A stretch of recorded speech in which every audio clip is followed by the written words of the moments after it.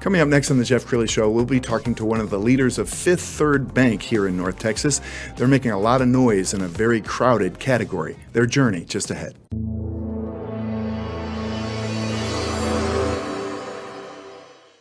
Many are predicting that the worst is yet to come, which is unfortunate, said one person here. Until now, they've enjoyed the reputation of being the nation's icebox. Watched a burglar in his home this morning by webcam. As a journalist of over 25 years, stories are what make my world turn. Reporting live from the Dallas newsroom tonight, Jeff Crilley, Fox 4 News. But in 2008, I took the jump from my familiar life and started a PR firm from my home. We're talking about anyone with a camcorder like the one I'm using becomes a television network. We started slowly growing the company, and we now have over 100 clients, and we've branched into the world of live digital broadcasting. I now own 8 different TV studios and have a huge team, and the stories that I now get to share are sometimes the most important of my life. Life has a funny way of coming around full circle. This is the Jeff Crilley Show. Well, I can't think of a more crowded category than banks in North Texas. Sometimes you go to an intersection and you look around and there are 5 or 6 banks. But shattering the noise is my next guest, Ron Harrison. He's the Senior Vice President of Fifth Third Bank, North Texas market. Thanks for coming on the show. Thanks for having me on, Jeff. Yeah. Well, I have to believe it was a daunting task when they came to you and they said, we want you to start up North Texas. Did it feel bad to you, or like a challenge? Yeah, wonderful question. It felt like a daunting task, but an exciting task, because the secret for a lot of bankers is deep down inside. We don't like to admit it, except to our closest friends. Is that we're all entrepreneurs, deep at heart, but we're scared of risk. Which is why we go into banking, right? It's our risk-averse business. And so this gives you an opportunity with what Fifth Third's doing in North Texas. It gave me an opportunity to be an entrepreneur and do it in an industry that I grew up in and I know very, very well. So I got to kind of stay inside my comfort zone to a certain extent and leverage my skill set as a banker, a career banker, but I got to build something from scratch. And for me, I mean, was it daunting? The daunting was the challenge, and the fun was that I felt like I was going to get to build something that would be lasting, so that, like in prior institutions, as a young banker, I could look and say the prior generation built this, right, this platform, and I get to benefit from it. And wouldn't it have been cool to have been there when? So this is my opportunity to be there when. And so hopefully at my retirement, the next generation of bankers is going, well, this is great that you and the team built this way back when, and here we are using it and providing services to our clients as a result, and we're successful. So kind of a lot there, but that's the fun, right? It's Sure. an entrepreneurial venture where you get to build something from scratch, and you get to do it kind of the way you think works. Love it. The culture you want, right? The culture you want to build in your team, all the lessons you learn the hard way in your career, you get to write them down and say, okay, if I was ever doing this, I wouldn't do this, I wouldn't do that, but I would do this, I would do this. Opportunity to kind of live it. Yes. Put your money where your mouth is. And as I was doing homework for this show, I was blown away. Fifth Third is one of the oldest banks in the country. I found a wonderful overview video. Let's go ahead and roll that now. In the mid-1800s, starting a bank was the business of only the boldest and bravest entrepreneurs. With the United States still in its infancy, early attempts to regulate banking at a federal or national level had failed, opening up the opportunity for states to create their own banks and rules. Called the Free Banking Era, thousands of state-run banks printed their own banknotes. Some banks had sufficient capital to redeem the notes, yet others couldn't, leaving people's life savings at risk. As the country's fiscal insecurity grew, so did the political divide over slavery, and the U.S. engaged in civil war. While nearly half of all state banks failed during this time, one persevered, the Bank of the Ohio Valley. This is where Fifth Third Bank begins. On June 17, 1858, William W. Scarborough and 11 other entrepreneurs founded the Bank of the Ohio Valley with $25,000 in capital stock, a small fortune at the time. Cincinnati's newest state-chartered bank opened on 3rd Street, where a steady stream of commerce flowed up and down the Ohio River. Traveling by horse and carriage or steamboat, customers lined up at the window to make deposits or withdrawals, or exchange their banknotes for gold and silver. Under dim oil lamps, bankers and bookkeepers recorded these transactions by hand in leather-bound ledgers. Sometimes, customers offered sacks of flour or pounds of butter as collateral for a loan. As the Civil War raged on, the Bank of Ohio Valley stood strong, despite having to manage banknotes from the 3 Union states and 1 Confederate state bordering Cincinnati. 5 other banks form the roots of Fifth Third's family tree. The Third National Bank, the Fifth National Bank, the Queen City National Bank, the Market National Bank, and Union Savings Bank and Trust Company. While the name of Fifth Third Bank evolved over time, the entrepreneurial spirit on which our bank was founded remains, as does our belief that we are the stewards of other people's money, the currency of their dreams. That has to be kind of humbling when you watch that. I mean, generations came before you. Yeah, very humbling, which gives you a sense of responsibility to do it right, because you don't want to do wrong by the generations that came before you that created a platform that me and the team, we get to leverage out in the market and build upon. Sure. And one of the things you were telling me before we went on is that Fifth Third is very passionate about having somebody who knows the territory head up the territory. Mm-hmm. So you've been here in North Texas for a while now. 2007, my wife and I at the time, just the 2 of us, we moved to Dallas from Omaha, Nebraska. Was with a large money center bank at the time, and they moved me down here to take a job as a baby banker in the Dallas market. And I started my career in the corporate bank, so I was dealing with all the kind of usual suspects right in the large corporate space, and quickly realized it's a great young man's game when you're a young banker, right? A lot of ego that comes into play because your deals are in the Wall Street Journal, and that's kind of cool for about a month. And then you start to realize it becomes very formulaic, right? And so then I had an opportunity to move into the middle market bank, and that's where my banking career in Dallas really started to grow and thrive, because it's so different. Middle market, you're dealing with business owners, you're dealing with a family enterprise. It could be generational, it could be a startup, but no matter what their story is, it's so important to that family and the families that work there. Yes. That's what I'm struck by with a lot of entrepreneurs, the sense of responsibility, not to just their family and what can they get out of it, but all the people that have grown up there, generations of folks that have worked there, and the responsibility that comes with that. So as a banker, right, that's a lot of responsibility you step into. Is sure. We better get this right as we're helping these folks, because if we get it wrong, there's an echo here that's a negative echo that affects more than one family. It affects multiple families. So yeah, long-time Dallas banker. I've been doing middle market banking really since 2011. So a bulk of my career in Dallas in the middle market space. And then I started this office here in the Dallas market in March of last year. Exciting opportunity. Fifth Third we had expanded into Texas in 2019. So our first expansion into the Texas market was in Houston. So my direct boss, Scott Silvas, he sits in Houston. They found him before they found me. So he sits in Houston. So they started in Houston. And then Scott found me next. And so we started the Dallas presence right on the heels of COVID. So you can imagine it was a little anxiety for all of us coming off the heels of that, but nothing but positive things that we've seen in the rearview mirror now. But as we move forward, we're excited about the future. Obviously, great market. It goes without saying. We're all here. We know that. As you pointed out, there's a ton of banks here because it is a great market. But it's great to have an old platform, 160-year-old bank stand behind you. And I chuckle when we were watching the little vignette. They talk about an entrepreneurial spirit. The bank very much subscribes still to this day, 160 years later, to that entrepreneurial spirit. We were having dinner with a prospect last night, because we have some leadership in town, and the prospect said, "We were so impressed with the deal you brought us. It was very entrepreneurial." And that was he didn't know it, but such a huge compliment, right? So we thought outside the box, we got creative. We just didn't give them the standard answer that maybe a bank, there's kind of a box we play in. We could have given that, but we try as an institution to say, well, the question we ask a lot internally is, will this win it? Even our credit guys, which you don't get that a lot from the guys on the risk side.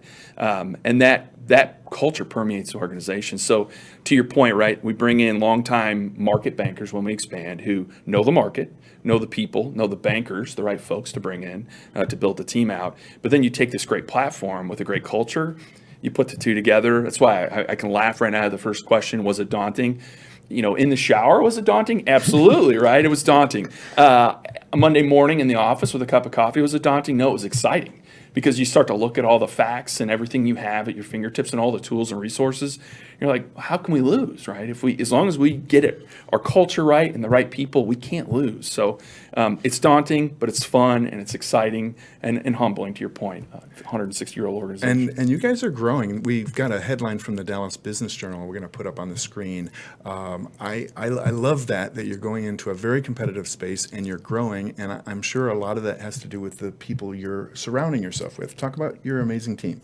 You're spot on. It has everything to do with the people I surround myself with, which ties in beautifully to the leadership culture that I had by good mentors and people that grew me up in my career beat into my head, which is it's not about me, it's about them. So the team we've put together, it's longtime Dallas bankers, proven middle market folks who understand relationship banking. Because in banking, I think banks love to say relationship banking, right? It's a kind of almost a cliche, or trusted advisor. There's another cliche business owners hear a lot and probably roll their eyes in the car and say, okay, yeah, right. But these, when I'm hiring the team, these are true relationship bankers. They understand that it's about the time spent understanding the business, understanding the business owner, what's important to them, what truly is a problem that they're trying to navigate, what problems don't they even know about that we're seeing in our portfolio that we can give them a heads up, right? When you're hiring in that mindset, you're not hiring people that are saying, what's in it for me? You're hiring people that are saying, how do I go help the market? And by doing that, I'm taken care of, right? My goals, I achieve success by virtue of the right kind of behaviors out in the market of putting others first and not necessarily going out there going, what's in it for me? I'm sure we can all think of situations where you maybe walk onto a car lot or go somewhere to buy something and you can almost sense the sales professional across from you needs a sale. And you kind of slink out of the room like, I got to go. And they're probably great at what they do, but we just have this kind of innate ability to sense that. Business owners are no different, right? And so when you walk in and you're kind of looking for something, they know it. But if you walk in and you're there, step one, I want to get to know you. I want to get to know your business. I want to get to know your family. I want to get to know your story. How did you get here? And then you start providing content back and not sales, right? It's a content game. It's, hey, we've learned this. Hey, we've learned that. Here's what we're seeing from our customers and our prospects. What are you doing about it? Or are you seeing it? That's the kind of team we're building. And that's just the core of the relationship management team. And then as we're adding others onto the team, because we've built kind of a baseline culture of, I always joke internally, people say, how do you do it? How'd you do it? And how'd you do it so fast? I said, well, it's easy. I have one question. Are you a jerk? And they laugh. And I said, no, I'm serious. It's a no jerks allowed policy, right? So when I'm out recruiting people, if I can sense, there's a lot of the sharp elbows are coming out, or it's a me first mindset, it's pretty easy for me to say, hey, great to meet you. God bless. Let me know if I can ever do anything to help. But I can get in the car and say, not for me and not for our team. Well, once you build a core of those kind of people, right, that want to play as a team and understand it's not about what's in it for me personally, it's how do we win as a collective whole. Adding others onto that becomes real easy, real easy. Well, I can see why you're so successful. You do inspire a lot of confidence. Let's talk about how important relationship banking is for small business owners, because we just came off of COVID, which was challenging for so many small businesses. Mm-hmm. We're hitting something of a speed bump right now in the economy. A banking relationship is kind of the lifeblood of all companies, isn't it? Absolutely. Great. So COVID is a great example, right? Relationship banking, I think there's two ways you can look at banking. You've got relationship banking, you've got transactional banking. A transaction is just what it is, right? You think you go buy a cup of coffee, it's a transaction. You swipe your card, you leave with your coffee. It's either right or it's not. You're happy, you move on. You don't give a lot of thought to that transaction at the end of the day. The relationship banking piece is a more intimate affair. It's stopping down to understand kind of what's going on, what's the story. It's an opportunity to really dig in and understand details of the company, understand how our bank operates. I would say it's founded on trust and respect at the front end. And when I say that, because as a banker, right, something that's very important for us to do up front is to just be honest, direct, and open about what are our limitations, what's our risk appetite, how do we think about the world. Because Fifth Third's not going to be everybody's bank for every company, because there's just certain things as an institution Fifth Third may look at and say, you know what, we've had some difficult patches in X. So we're really not comfortable there, or we don't feel like we have the right knowledge base in our institution, and we'd be taking outside risk, and we'd be putting depositors' money at risk without the right folks to understand it. So you have to be honest, and I think you earn that relationship moniker partially by being honest and saying, we're not everybody's cup of tea, and that's okay. And most, let's say, 90% kind of fit most banks. So of those 90%, then it comes down to being honest and open about what you can and can't do for them, and not telling people what they want to hear, but telling them what you can deliver, and then delivering on time and doing it right, and hopefully for them under budget. All those things come into play. So relationship banking, what's important to a business owner? You brought up COVID. It's the old adage you hear a lot about bankers is they'll sell you an umbrella when the sun's out, and then they'll take it away when it starts to rain, right? And I could understand why folks would think that. Relationship banking tries to break that mindset, and it's understanding COVID hits, right? COVID hit everybody. So could you hit the panic button and say, okay, let's hit the panic button, and we want to exit all relationships? Well, that's not a good business decision. And if you do that, you're going to have a difficult time getting back into a market, because now the market, business owners talk, they're going to look at you and go, okay, when there's crisis, these folks get really, really scared, and they make decisions that are a little reactionary. So a relationship bank is going to look at the facts, understand the situation, and talk it through. What's your plan? What are you doing? How do you plan to navigate? What can we be doing? What can we do to help that fits within our risk parameters? So it's a lot of things, right? It's kind of the culture of your franchise. Are you a culture of fear? If you are, that's probably going to lend itself more to a transactional mindset. Are you a culture of trust and honesty and open communication? That's going to lend itself more to that relationship banking mindset of, you're going to tell me when things aren't going right, because I'm going to be honest with you as well. And the sooner you tell me things aren't going right, we can step in and come up with good solutions to prevent kind of calamity from a banking perspective. Or the con of you kind of bury it and hide it and don't tell me that the house is on fire, even though I can drive by and see the smoke coming out the windows. You don't tell me until the fire department's here and they're putting out a smoldering ruin. There's not a whole lot we can do at that point, right? And that's how you make relationship banking work, is establishing that relationship up front of, I'm going to be honest, we ask you to be honest. We're not only going to share good ideas, we're going to share ideas we've seen others execute on that didn't go so well. Things I've seen folks make mistakes on. So if you are going down some of those paths, and I kind of see it from a distance, I can say, is 4 acquisitions in 6 months, and you've done 1 in the last 3 years, is that maybe a lot? And might you want to chew that first before you take another bite? Because you might choke. I've had those conversations, and sometimes they end poorly for the company on the other side, but the parts that invigorate me in those stories is then when you see some of those professionals again, they say, I remember when you told us to bite, chew, swallow, and not keep taking bites, or we were going to choke, and we choked, and you were right. And so now you have a trusted relationship because you were honest. You told them, like, this is going to be a problem, versus telling them what they want to hear, right? Which is, oh, great idea. You're going to love it. It's going to work out great. And then you get back in the car with the team. You're like, what are they doing, right? This is not going to end well. So that's relationship banking. And I think that's what business owners are looking for, because all banks have, right? We all have checking accounts. We all do loans. We can do equipment finance. We can do all of that. We have all those tools. That's the commoditized part. You say, oh, there's a lot of banks in Dallas. Absolutely. And we can all do that. So how do we differentiate ourselves? It's having those relationships where you take the time to understand what's going on and be honest and direct, and give them an opportunity to be honest and direct. Good, bad, ugly, whatever it is. And them know you're not coming from a spirit of judgment or criticism. You want to collaborate to find a solution. And hopefully, you think a potential recession with a small R is what we're all saying in our shop right now. Let's say we get a small R recession. Well, if we're having those open, honest dialogues, there is no crisis. You're telling me up front when there's a speed bump. And I'm communicating that internally. And so my risk team feels like, hey, Ron and the team got a handle on it. Mm-hmm.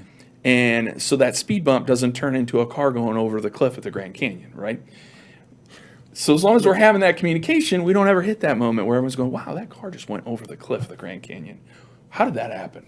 Wow. Ron, you're a brilliant man, and I'm so thrilled to know you. Very well spoken. Thank you for coming Thank on you. the show. We're going to end with the website, which is 53.com. Ron Harrison, thanks for coming on the show. Thank you. You bet. That's it for now. We'll see you next time.